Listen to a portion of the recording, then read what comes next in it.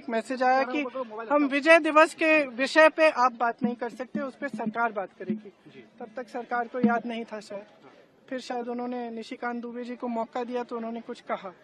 उसके बाद मैंने बोला 2 मिनट के लिए, और मैं सिर्फ 2 मुद्दे उठा रही थी। एक तो सबसे पहले तो मैं विजय दिवस की याद में जितने भी शहीद सैनिक थे, जितने भी लोग थे जिन्होंने लड़ाई लड़ी, उनको नमन करना चाहती थी, जनता को नमन करना चाहती थी, तो जो दृढ़ होकर सेना के साथ खड़ी रही, नेतृत्व के साथ खड़ी रही, और इंदिरा जी को भी याद करना चाहती थी, जिनकी वजह से जिनके दृढ़ निर्णय लेने की क्षमता, उनके नेतृत्व में ये लड़ाई हम लड़े और जीते।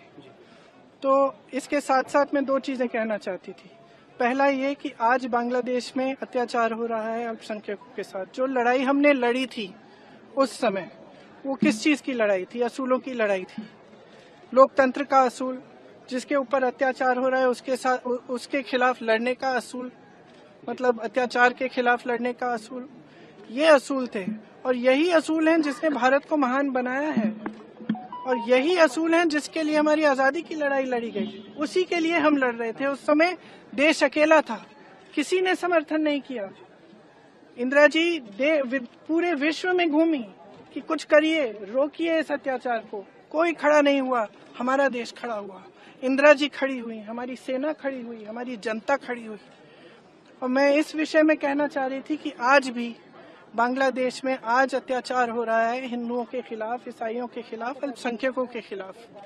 मैं सिर्फ ये कहना चाह रही थी कि हमारी सरकार आवाज उठाए, बांग्लादेश की सरकार से बात करे और उनको सुरक्षित रखने का काम करे। सबसे पहला मुद्दा ये था।